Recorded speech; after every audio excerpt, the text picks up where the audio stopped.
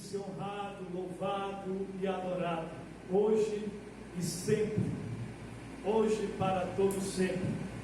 Nós queremos ler o versículo da palavra de Deus, que está em Mateus, capítulo 14, e o versículo 27, que diz: Jesus, porém, lhes falou logo, dizendo: tende bom ânimo, sou eu, não temais. Se o Senhor e a Senhora desejar manter a sua Bíblia aberta, aí no capítulo 14 de Mateus, amém? A partir aí do versículo 22, nós vamos estar tratando, conversando sobre esse assunto. Queridos do Senhor, amados de Deus, em Mateus capítulo 14, do versículo 13 ao versículo 21, nós vamos ver um grande milagre acontecendo. Lá vai estar a realização de um maravilhoso milagre, quando Jesus alimenta uma grande multidão com 5 pães e 2 peixes. 5 pães e 2 peixinhos. O texto vai dizer que só homens eram 5.000, fora as mulheres e as crianças. Os historiadores chegam a dizer que provavelmente em torno de umas 15.000 pessoas foram alimentadas naquele dia. Uma coisa é certa: depois da realização desse grande milagre, Deus dá uma ordem. O versículo 22 do capítulo 14 de Mateus, ele dá uma ordem. Ele ordena aos discípulos a entrarem no barco e atravessarem para o outro lado do mar da Galileia, ou o lago de Genezaré, ou lago de Tiberíades. A Bíblia dá esses nomes, porque na verdade era um grande lago. Essa ordem dada por Deus foi cumprida pelos seus discípulos. A ordem era: atravessa o lago. Uma coisa é certa: quando Deus ele ordena, ele sabe o que está fazendo. Quando Deus dá uma ordem, ele sabe o que está ordenando. Deus, ele tem o controle de todas as coisas.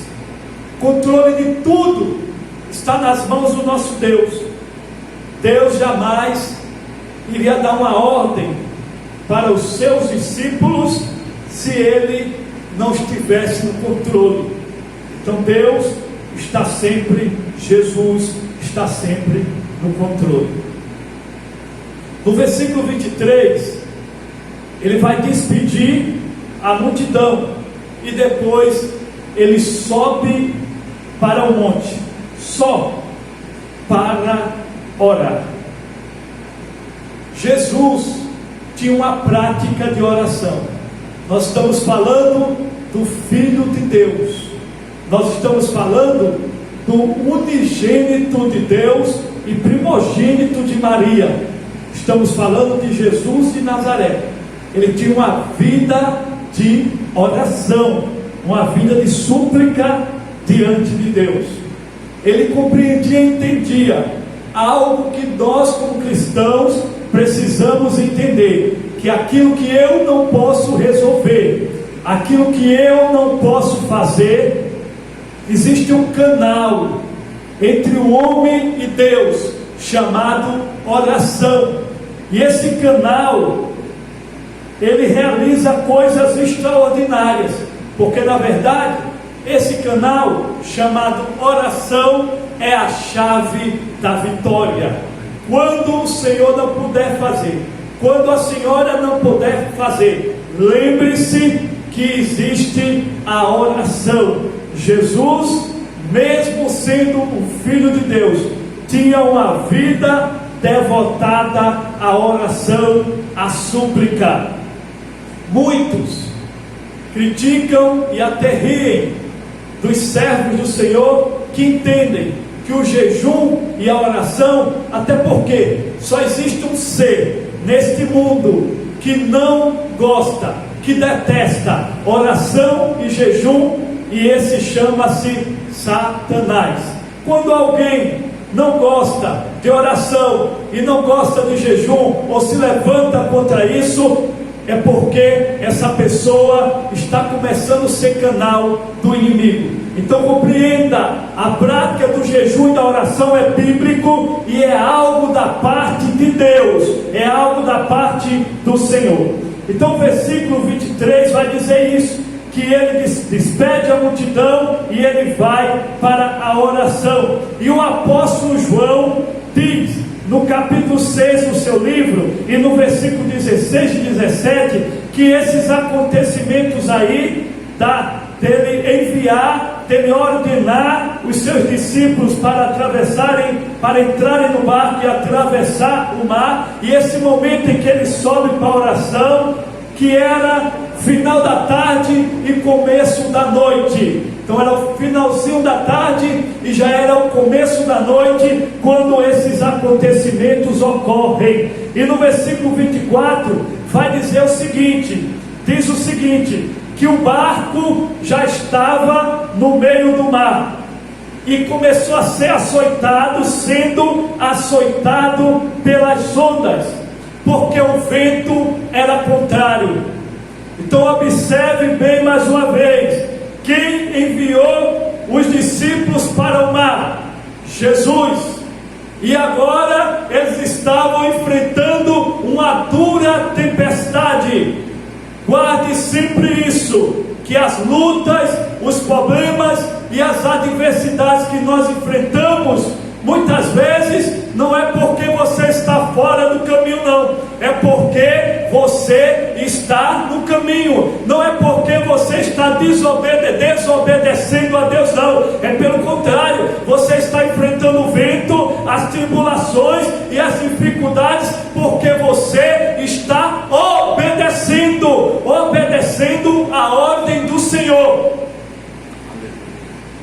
Então tenha essa compreensão, que provas e lutas nem sempre é porque estamos fora da direção, mas é pelo contrário, é porque estamos na direção. Então Jesus enviou os seus discípulos e agora eles estavam enfrentando uma tempestade tremenda, uma barreira tremenda, ventos fortes, mas eles estavam na direção.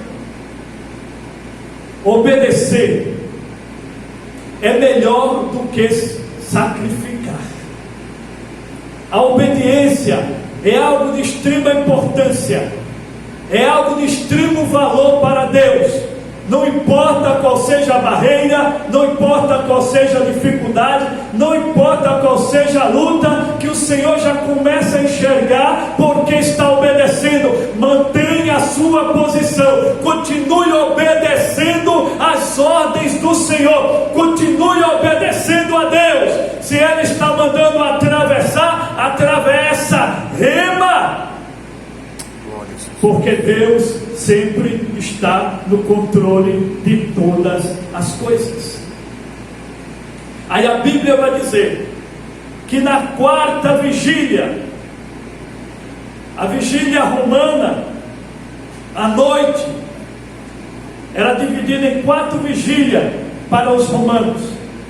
Então a primeira vigília era das 18 às 21, a segunda das 21 horas a 0 hora, a terceira vigília era de 0 horas a 3 horas da manhã, E a quarta vigília era das 3 da manhã às 6 da matina.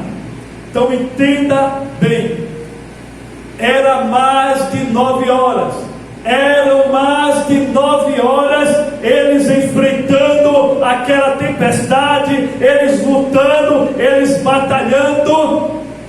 Era um tempo muito extenso para quem está no meio do mar, sendo balançado pelas ondas, sendo balançado pelos ventos, de um lado para o outro, mas eles continuavam no barco, eles continuavam lutando, eles continuavam remando, eles continuavam lá, provavelmente já exauridos, cansados, debilitados, mas eles estavam lá, estavam no barco. Mas a surpresa é essa: Jesus aparece na terceira vigília. O apóstolo João vai dizer, no capítulo 6 do seu livro, e no versículo 19, que mais de 9 horas, eles remando, eles estavam em volta de estar no meio. Eles tinham remado em torno aí, eles tinham andado aí em torno dos 5 quilômetros. 5, 6 quilômetros. Porque a Bíblia vai dizer que eles estavam no meio. Então é mais ou menos isso que eles tinham navegado. Já o tempo sem a tempestade, há muito eles teriam atravessado o mar. Porém, diante da tempestade, eles agora estão lá, enfrentando momentos difíceis. Mas na quarta vigília, quando a esperança já ia, quando as forças se iam, quem aparece andando em direção ao barco? Jesus. Se eu fosse dar um tema a essa mensagem, seria Jesus, entre aspas, o fantasma do mar da Galileia. Por quê? Porque quando Jesus começou a andar em direção aos seus discípulos por cima do mar, andando sobre o mar, Jesus estava demonstrando que o controle de tudo, inclusive da natureza, pertence a Ele. Então Jesus estava andando em cima do mar. O versículo 16 vai dizer que quando eles viram aquele homem andando sobre o mar, eles acharam que era um fantasma. Já imaginou, irmãos? E a Bíblia vai dizer que eles começaram a gritar com medo. Analise aí uma cena desesperadora, uma cena de desespero. Por quê? Porque mentalmente eles já estavam exauridos, mentalmente eles já estavam esgotados, fisicamente eles já estavam esgotados, eles estavam totalmente esgotados. Então agora eles não estavam nem analisando e nem pensando direito. Então a primeira coisa que veio na mente deles foi: é um fantasma. E eles começaram a gritar de medo. Eles começaram a gritar de medo, porque até aquilo que não existe, fantasma, eles começaram a achar que quem vinha em direção a eles era um fantasma. Olha o que o medo faz, irmãos. O medo nos faz ver aquilo que muitas vezes não existe. O medo nos faz enxergar, muitas vezes, que a porta fechou e não tem mais como se abrir. O medo nos leva, muitas vezes, a pensar que está tudo acabado. Mas a Bíblia diz que o verdadeiro amor lança fora todo medo. Então aonde o amor de Deus está presente, não há lugar para o medo. Aonde o amor de Deus reina, não há lugar para o medo. Aonde Jesus está, não há lugar para o medo. Se Jesus está reinando no seu coração, não há lugar para o medo. Estou falando desse medo, não é um medo prudente, a preocupação por alguma coisa. Eu estou falando do medo desesperador, ao ponto de enxergar até aquilo que não existe. Cuidado. Mas quando Jesus percebe o desespero deles, Jesus fala: primeiro, tem bom ânimo. A primeira palavra de Jesus é: tem bom ânimo. Se porventura o medo, as tempestades dessa vida está te trazendo medo, a primeira palavra de Jesus para o Senhor e para a Senhora é: tem bom ânimo. O que é ânimo? Eles tinham perdido o ânimo. Quando Jesus fala para ele: tem bom ânimo, é porque eles tinham perdido o ânimo. Em outras palavras, isto é, eles perderam a coragem. Então a coragem já não existia mais ali. Ânimo é isso. Eles perderam o ânimo, eles perderam coragem, perderam a bravura, perderam a decisão, o sentimento de decidir, perderam o vigor, perderam a confiança, perderam a determinação. Nós estamos falando que no meio deles tinha um homem extremamente experientes com o mar, homens que há anos trabalhavam no meio do mar, entendiam do mar,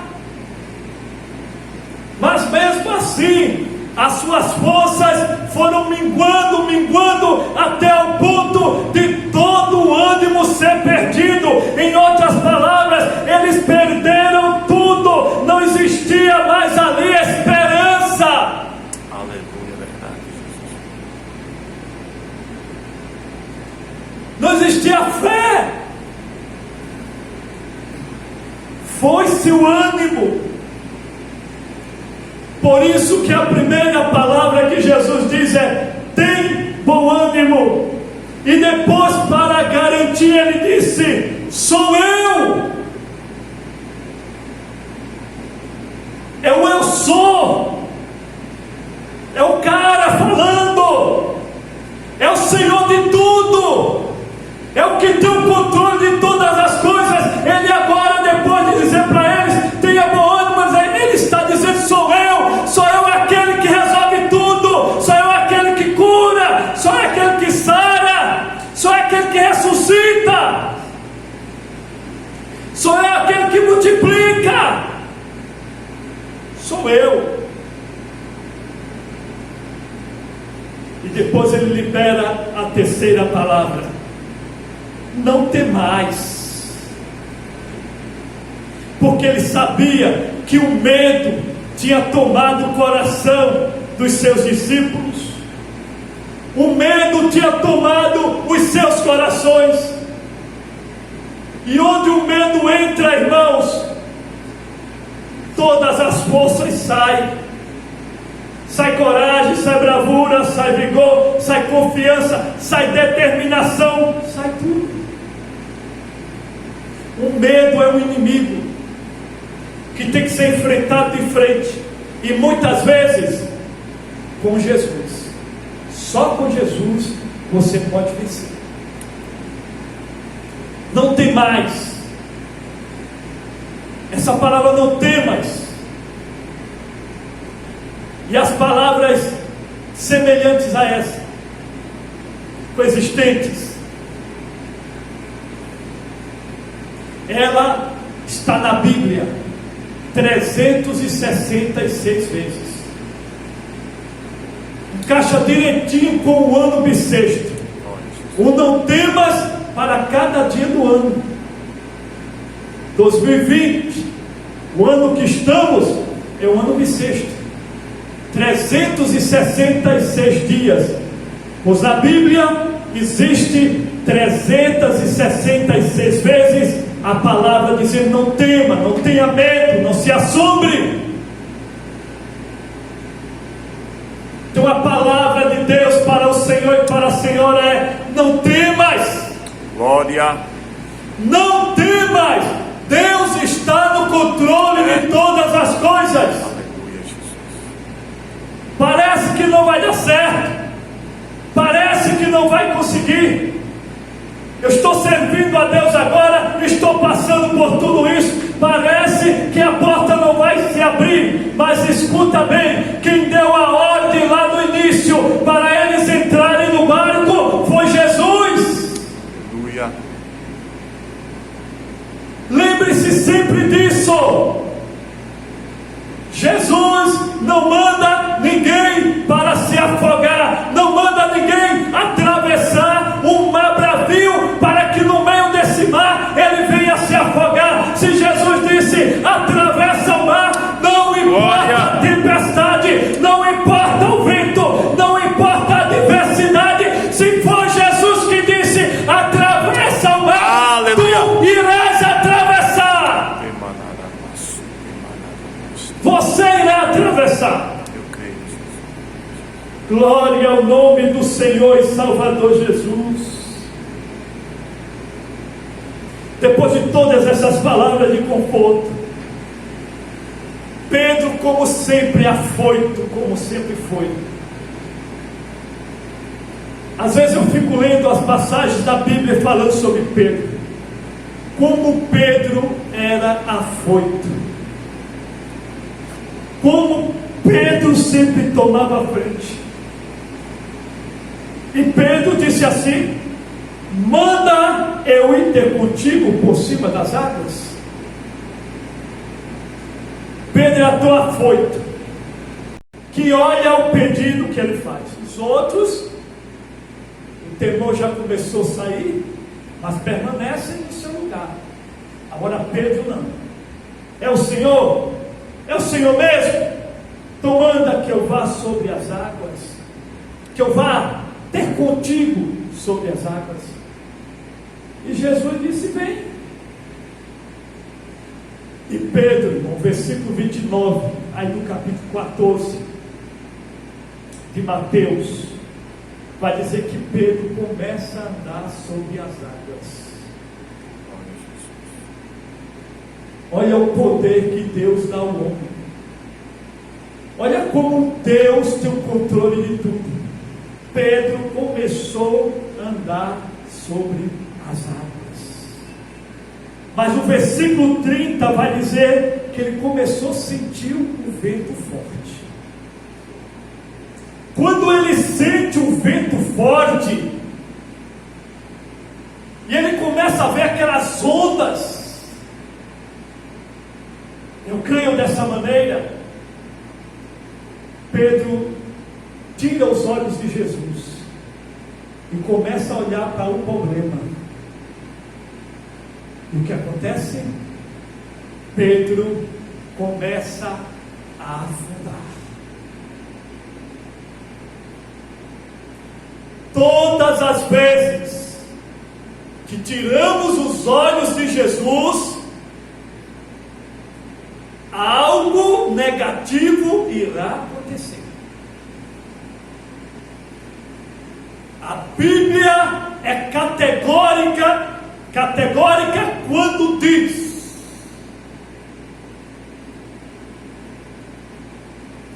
olhai para Jesus, o autor, princípio, começo,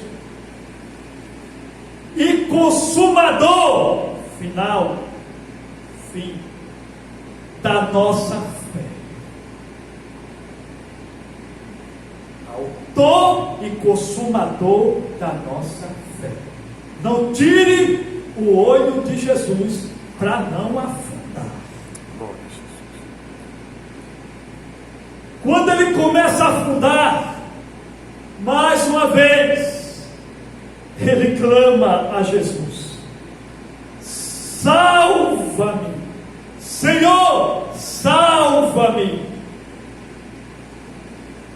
Aí Jesus, mais uma vez, estende as suas mãos e levanta Pedro. E o versículo 31 vai dizer que Jesus diz para Pedro: por que duvidaste? Aleluia. Homem de pouca fé, por que duvidaste? Na dúvida, Deus não opera. Na dúvida, Deus não trabalha. Na dúvida, não há milagre. Por isso que muitas vezes Jesus perguntava: você crê? Você acredita? Tua fé te salvou. Anda. Levanta e anda. São muitas palavras faladas por Jesus diante de pessoas que tinham fé. Não duvide.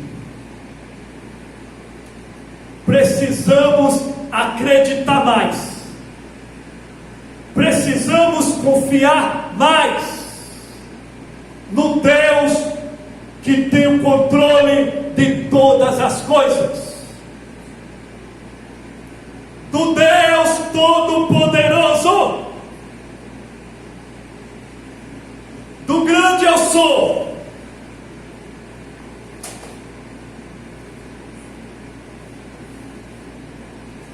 Não duvide,